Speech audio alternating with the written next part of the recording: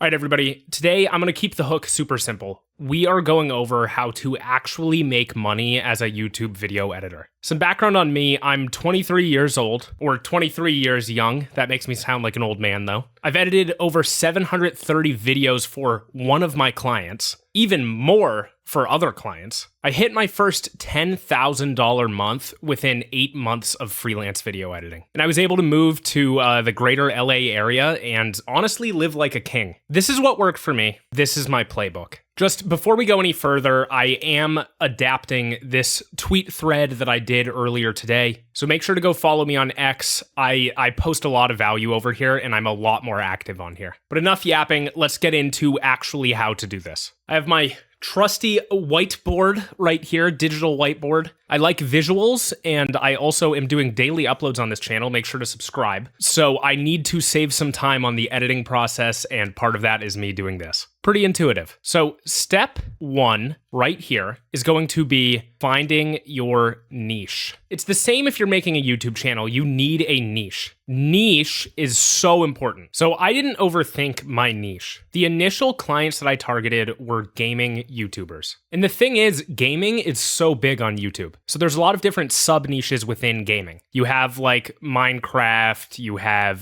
Call of Duty. And I mean, to go even further than just the games, like you have competitive, you have sandbox. I mean, that's considered a niche, I guess. And in all honesty, I was targeting a lot of these guys, like Minecraft, sandbox type people. And that then led me to the VR niche. And I kind of just stumbled upon this. I didn't realize that it was a niche because I'm not a big VR guy. I mean, I am now because I have been working with these people. I mean, I work with one of the top channels in the VR space. That's how I got this play button that's sitting right behind me. But I didn't overthink it. I was a gamer. I liked playing games. I mean, I was sort of on the downward trend with it. I wasn't playing as much. I wanted to make money. I mean, I turned freelancing into a video game for me. But I emailed everybody in the gaming niche and I slowly found, okay, VR has some potential and it's underserved. So for you guys, I recommend picking something that you already have a good amount of knowledge in. I've been seeing a lot of posts from other video editors recently saying that you need to have passion. Like you need to like what you're doing. If you're in the creative field, you need to like it. So let's say you really like cars, all right? So here's cars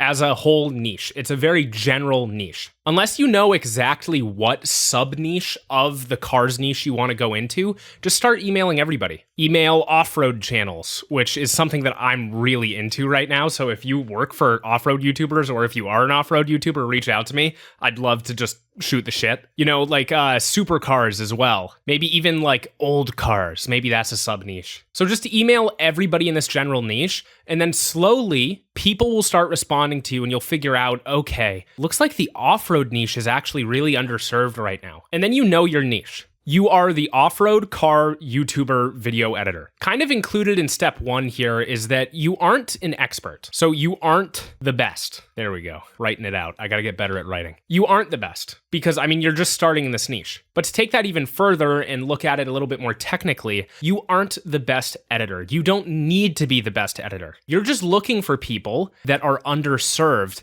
and they just need somebody. So for me, that was VR gaming YouTube channels. They were underserved and they needed someone. I mean, this plaque right here, this client that I still work with to this day, I did awful edits for him in the beginning, and he was paying me pretty well. I have to say, I've probably gotten 150 times better than when I started with the edits. And because of that, he's seen a shitload of success, and I've also done pretty well for myself. What you'll find is a lot of these sub-niches barely have any editing, so no editing, basic cuts like at the very least. And they themselves aren't good at editing. It's like, I mean, you'll be amazed the amount of people, especially like I honestly think like in the car niche or something, these people don't have very many technical skills when it comes to like Photoshop, Premiere. So if you do something as simple as like adding a little wipe transition, like whoosh, and add a sound effect, that's good to them and that's cool. So the way that you do this is go check out my last video. I'm going to have it as a card up in the top right here. I actually give you some ways to DM or email people and how to do that effectively. So watch that video. You'll learn how to do it and have a little bit of a script. And then just take this approach. Go into a general niche, email everybody, and then you'll probably find the sub niche that has demand for editors. Okay, so that was step 1.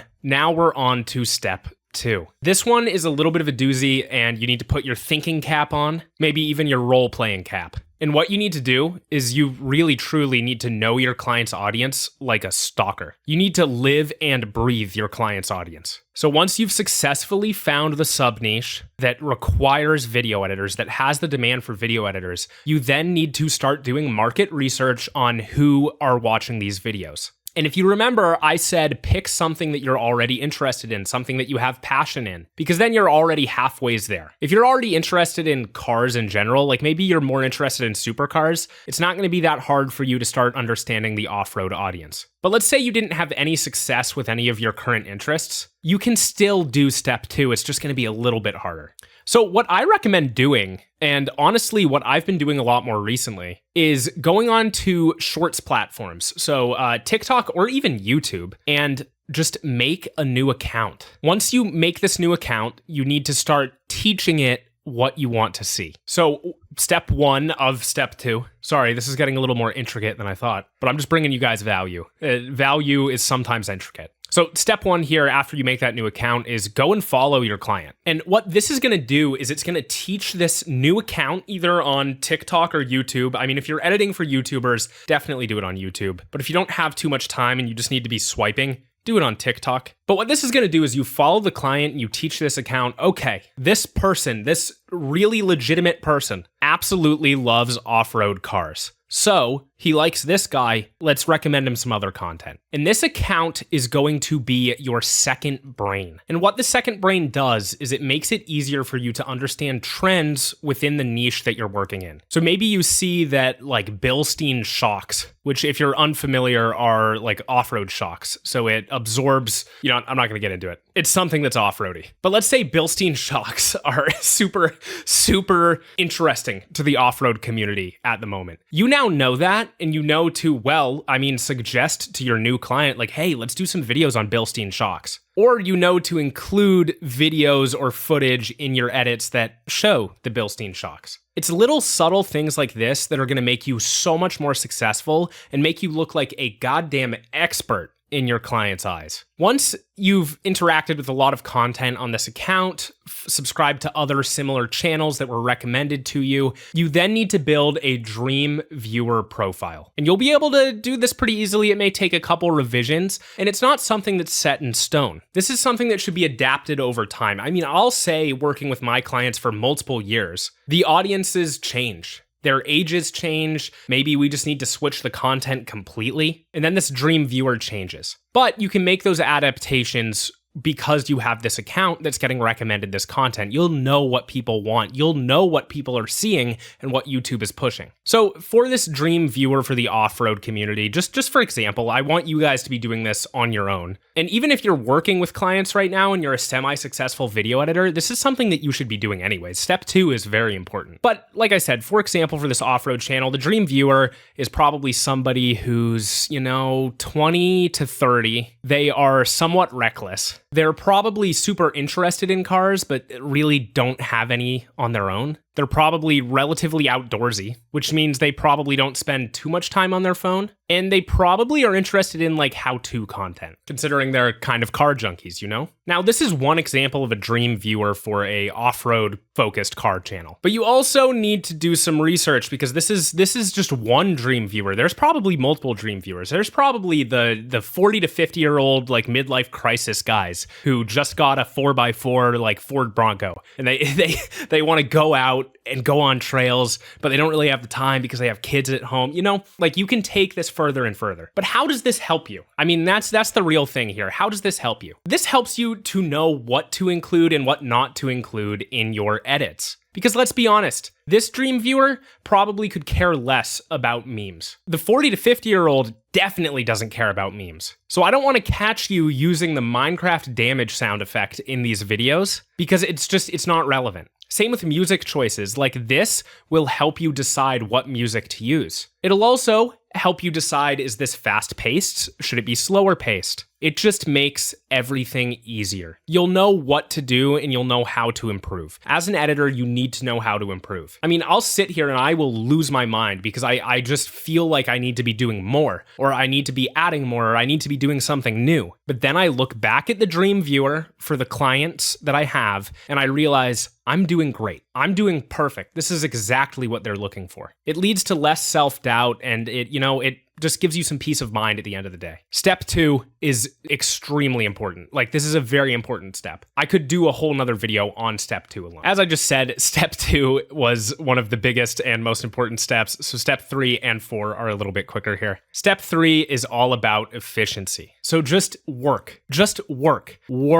Seriously, just work. Pump out videos. Do all the videos. Say to your client, I will do all of them. Let me do all of them. And as long as you're keeping step 2 in mind, so that dream viewer, you will know how to improve and you'll know what to focus on. So then that way you can be extremely efficient in your edits. You're not circling around 10 different songs and being like, I don't know if this one fits. I don't know if this is the song that I should be using. You know exactly what to look for because you know the dream viewer. That allows you to work quicker and improve quicker. And like I said, I mean, burnout is a very real thing in video editing and self-doubt is a very real thing as well. Money is important. And I promise you, if you follow this today, like you're going to be making a lot more money. You're going to be a lot more impressive of a video editor to potential clients. But if the videos that you're editing aren't performing well, and if you aren't feeling that great about the quality that you're putting out, you just need to ground yourself. You need to realize every single niche is different. Some viewers are different. You aren't editing an Iman Gadzhi video. You're editing some guy taking his 4x4 Jeep onto an off-road trail, okay? It's not gonna have cool animations. It's really just a lot of cuts and narrative. So ground yourself. It'll help with burnout. Step 2, seriously, step 2, very important. So now step 4. This one, including step 3, very self-explanatory, but charge. Charge for your skills, charge for your service. This is how you make money. You charge people.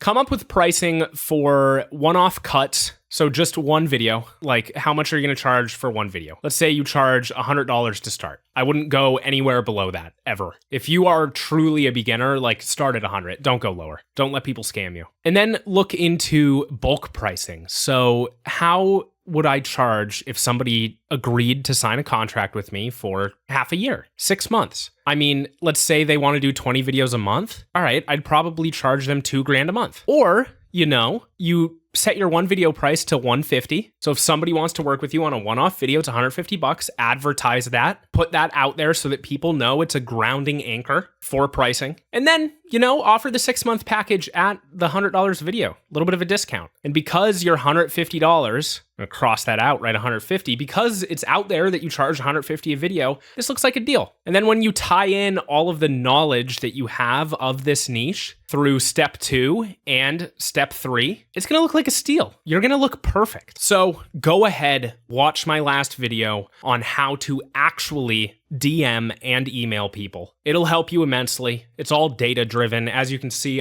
hopefully you can see, I'm a smart guy. I care a lot about data. I care a lot about numbers. It's helped me. It will help you. So take all of this into account today. Go watch that other video and let me know in the comments down below what exactly you have been struggling with, what you are struggling with, and let me see if I can help you out. All right, I appreciate you guys. Make sure to subscribe. We'll be back tomorrow with some more value.